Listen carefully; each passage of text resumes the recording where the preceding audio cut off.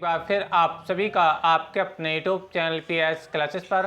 तो दोस्तों, जैसा कि आप लोग जानते हैं कि कल यूपी बोर्ड ने 10वीं और 12वीं का रिजल्ट जारी किया है। तो स्टैंड ऐसे में जिन छात्रों के नंबर अच्छे आए हैं तो वो छात्र तो बहुत खुश हैं, एक दूसरे को बधाई दे रहे हैं, एंजॉय कर रहे हैं, पार्टी कर रहे हैं। बट स्टैंड कुछ छात्रों के साथ दुर्भाग्यवश ऐसा हुआ है कि उनके नंबर कम आए हैं या फिर वो फेल हो गए हैं एक दो सब्जेक्ट में, और वो इस बात को लेकर के बहुत ज़्यादा निराश हैं ना, बहुत ज़्यादा परेशान हैं। तो आज के ये वीडियो लेक्चर बच्चों विशेषकर उन्हीं छात्रों के लिए हैं या जिनके नंबर कम आए हैं, ठीक है, या एक दो सब्जेक्ट में फेल हो गए हैं। आज के इस वीडियो लेक्चर में बताऊंगा कि जिन छात्रों के नंबर कम आए हैं तो वो कैसे इसी वर्ष अपने नंबर बढ़वा सकते हैं, और जो छात्र एक दो सब्जेक्ट में फेल हो गए हैं, चाहे वो 10वीं में हो चाहे वो 12वीं में हो, तो किस प्रकार वो इसी साल पास हो सकते हैं। तो आज का ये वीडियो लेक्चर आप लोग के लिए बहुत ही उपयोगी होने वाला है, इसलिए आप लोगों से मेरा विशेष रिक्वेस्ट है वीडियो लेक्चर को पूरा देकर ध्यान से समझें और अपने एक साल खराब होने से बचा सकते हैं। ठीक है, तो चलिए शुरुआत करते हैं। तो देखिए स्टैंड, यदि आप 10वीं के छात्र हैं या फिर 12वीं के छात्र हैं, देखिए स्टार्ट करेंगे। यदि आप बच्चों 10वीं के छात्र हैं या आप 12वीं के छात्र हैं, ठीक है, तो ये जो वीडियो लेक्चर बच्चे दोनों ही सेक्शन के लिए, 10वीं और 12वीं दोनों के लिए हैं, ठीक है। अच्छा, अब देखिए स्टैंड, आप लोगों के पास दो ऑप्शन होते हैं कि कैसे नंबरों को बढ़ा सकते हैं इसी वर्ष, और हम एक दो सब्जेक्ट में अगर फेल हो गए तो कैसे पास हो सकते हैं। तो बच्चों इसके दो माध्यम होते हैं, यानी दो तरीके होते हैं। चलिए पहले मैं उनको समझाता हूँ बारी बारी से बच्चों। देखिए पहला ऑप्शन बच्चों आप लोगों के पास होता है, वो ऑप्शन होता है बच्चों आपका इम्प्रूवमेंट का। बच्चों का इम्प्रूवमेंट का क्या होता है अभी समझाऊंगा। इम्प्रूवमेंट कौन कर सकता है, कैसे होता है, इसको बताऊँगा, ठीक है। पहला ऑप्शन है बच्चों इम्प्रूवमेंट का ऑप्शन है पहला, ठीक है। बच्चों दूसरा ऑप्शन जो होता है, दूसरा ऑप्शन होता है बच्चों कंपार्टमेंट का। किसका बच्चों? कंपार्टमेंट। क्या होता है इसको भी अभी आप समझाऊंगा। कंपार्टमेंट, ठीक है स्टैंड। चलिए अब देखिए स्टैंड, पहले मैं आपको समझाता हूँ कि इम्प्रूवमेंट कौन से छात्र दे सकते हैं, ठीक है, और इससे क्या बेनिफिट हो सकता है। देखिए स्टैंड, इम्प्रूवमेंट वे छात्र देते हैं बच्चों जो फेल तो नहीं हुए पर उनके एक या दो सब्जेक्ट में नंबर कम आए। नंबर कम आने का मतलब क्या हुआ, जैसे मान लीजिए मैथमेटिक्स का पेपर था, आपने बहुत अच्छे से उसको सॉल्व किया, आपको लगता है कि मैं 90 नंबर का सॉल्व करके आया, लेकिन मार्कशीट में देखा तो आपको 70 या 75 नंबर मिला। तो आप बड़े दुख की बात भी है, क्योंकि आपने तो 90 का अटेंड किया था, लेकिन जो नंबर प्रोजेक्ट हो रहे हैं मार्कशीट पे वो 75 या 70 हो रहे हैं, ठीक है। तो अब आप चाहते हैं कि यार मैं इससे सेटिस्फाइड नहीं हूँ और मैं चाहता हूँ कि मेरा नंबर 90 ही आए, अगर मैंने 90 का किया, और आने भी चाहिए, ठीक है। तो ये ऑप्शन आपको मिलता है इम्प्रूवमेंट के तौर पर, ठीक है। इसमें क्या करना होता है बच्चों कि जिन छात्रों के नंबर कम आए एक दो सब्जेक्ट में, ठीक है, तो वो अपनी कॉपी को दोबारा चेक करवा सकते हैं। वो अपनी कॉपी को दोबारा चेक करवा सकते हैं। बात समझ में आ रही है आप लोगों को? तो इम्प्रूवमेंट में क्या होता है बच्चों? इम्प्रूवमेंट में ये होता है कि छात्र अपनी कॉपी को दोबारा चेक करा सकते हैं, अर्थात जिसको रीचेक करा सकते हैं, ठीक है। जैसे कि आपको पता रहता कि जैसे कि आप लोग को जानते हैं कि मान लीजिए आपका 100 मार्क्स का पेपर था, आप बच्चों 90 नंबर का सोल्व किया, ठीक है, लेकिन आपको 100 में से 90 तो नहीं मिले। मान लीजिए इस 90 में से आप लोग कितने मिल गए? 70 नंबर मिले बच्चों। कितने मिले? 70 नंबर मिले।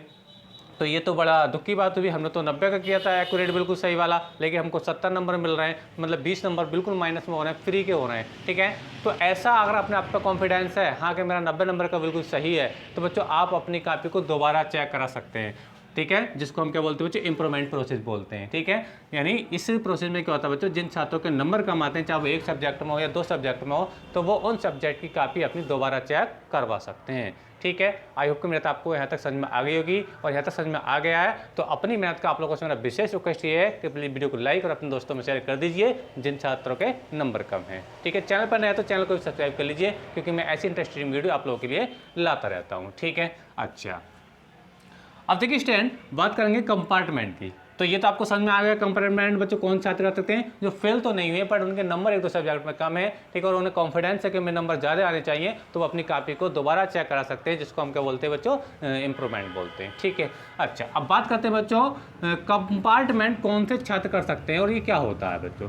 देखिए स्टैंड, आपको बता चलो, कंपार्टमेंट वो छात्र करते हैं जो एक या दो सब्जेक्ट में फेल हो गए होते हैं, चाहे वो 10th क्लास के हों चाहे वो 12th क्लास के हों, ठीक है। तो चलिए समझाता हूँ मैं दोनों के लिए, 10th के लिए भी और 12th के लिए। तो दोनों के लिए समझेंगे बच्चों, 10th के लिए भी समझेंगे।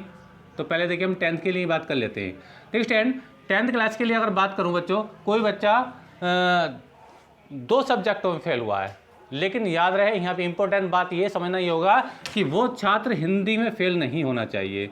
हिंदी में बच्चों फेल नहीं होना चाहिए, हिंदी में फेल बच्चों वो नहीं होना चाहिए। ठीक है, अगर 10th क्लास का स्टूडेंट है और वो हिंदी में फेल नहीं हुआ है, मतलब मैथ में और साइंस में फेल हो गया है, समझ में आई आप लोगों को मेरी बात? ठीक है, अब देखिए हिंदी में तो फेल नहीं हुआ है, मैथ और साइंस में वो क्या हो गया, फेल हो गया। देखिए ये एक रूल है यूपी बोर्ड का, अगर कोई बच्चा एक सब्जेक्ट में फेल है हाई स्कूल में एक सब्जेक्ट में फेल है, बाकी 5 सब्जेक्टों में पास है, क्योंकि आप जानते हैं हाई स्कूल में 6 सब्जेक्ट होते हैं। तो मैंने आपको बताया कि कोई बच्चा हिंदी में तो फेल नहीं है, लेकिन वो मान लीजिए मैथ में फेल हो गया, बाकी सब में पास है 5 सब्जेक्टों में, तो बच्चों वो वाला बच्चा जो होगा वो पास ही माना जाएगा, वो नेक्स्ट ईयर यानी 11th क्लास में एडमिशन ले सकता है। ये यूपी बोर्ड का रूल है। यानी कोई बच्चा 10th क्लास के अंदर एक सब्जेक्ट में फेल है, हिंदी को छोड़ के, हिंदी में फेल नहीं होना चाहिए। ठीक है, तो वो अपना एडमिशन नेक्स्ट ईयर यानी 11th क्लास में वो ले सकता है, यानी वो उसको दोबारा एग्जाम देने की जरूरत नहीं है, और वो एक सब्जेक्ट में फेल है। ठीक है, हिंदी को छोड़ करके।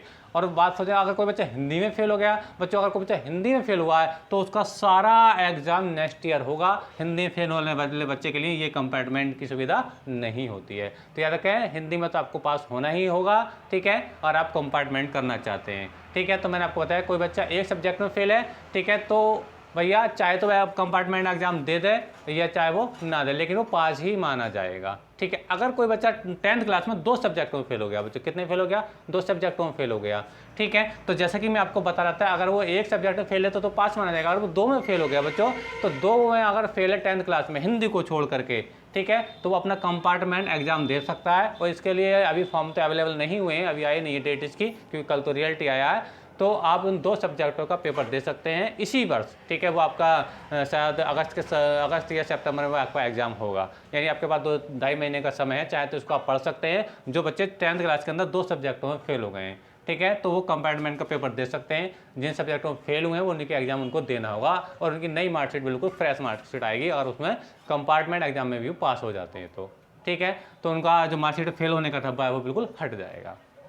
ठीक है, अच्छा अब बात करेंगे बच्चों 12th क्लास के लिए। तो उम्मीद करता हूँ कि 10th वालों के लिए समझ में आ गया होगा। मान लीजिए बच्चों, जो बच्चे 12th क्लास में है, बच्चों किसी में बच्चे 12th क्लास में है, ठीक है, पहले बात करेंगे हिंदी से ही। देखिए बच्चों, कोई बच्चा 12th क्लास में है, ठीक है, तो अगर वो कोई हिंदी में फेल नहीं हुआ है, हिंदी में अगर वो फेल बच्चों नहीं हुआ है, हिंदी में फेल बच्चों वो नहीं हुआ है, ठीक है, मान लीजिए फिजिक्स केमिस्ट्री में या केमिस्ट्री मैथ में, ठीक है, या फिर बायोलॉजी में, इंग्लिश में, ऐसा अगर वो 2 सब्जेक्टों में फेल हो गया है, ठीक है बच्चों, तो वो अपना कंपार्टमेंट एग्ज़ाम दे सकता है। और वो इसका जो कंपार्टमेंट का जो एग्ज़ाम होगा वो आपसे लगभग वो अगस्त या सितंबर में होगा, लगभग अभी आपके पास 2-2.5 महीने का टाइम है। ठीक है, उन दोनों सब्जेक्टों की अच्छे से तैयारी कर लीजिए, और आपका जो एग्ज़ाम दोबारा होगा। और कंपार्टमेंट में बच्चों आप अगर पास हो गए, यानी कंपार्टमेंट एग्जाम में अगर आप पास हो गए, तो आपकी मार्कशीट बिल्कुल फ्रेश आएगी, नई आएगी, और जो आपके न्यू नंबर आएंगे पासिंग मार्क वही आपकी मार्कशीट पर आएंगे।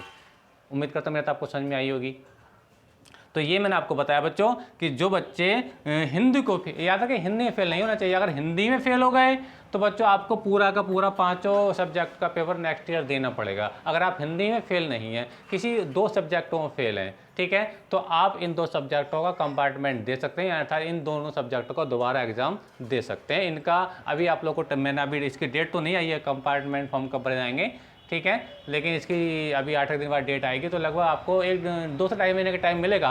जिन सब्जेक्टों में आप फेल हो इसकी आप तैयारी कर लीजिए, ठीक है, तो आपकी इसी साल 1 साल भी खराब नहीं होगा, और आपका इसी साल वो पासिंग माने जाएगा, और आप नेक्स्ट ईयर BA BSc में एडमिशन ले सकते हो इस टाइम। ठीक है, तो याद रखें इस टाइम कि आप 10th या 12th क्लास में 1 या 2 सब्जेक्ट में फेल हो गए हो, तो किस प्रकार आप कंपार्टमेंट भर सकते हो। लेकिन दोनों के लिए याद रखना, कंपार्टमेंट वही बच्चा कर सकता है जो हिंदी में फेल नहीं होगा। हिंदी के अलावा कोई 1 या 2 सब्जेक्टों में फेल हो गया है तो वो अपना कंपार्टमेंट कर सकता है, ठीक है, और अपने नंबर बढ़ा सकता है, और वो इसी वर्ष वो पास माना जाएगा, और उसकी पास की मार्कशीट आएगी।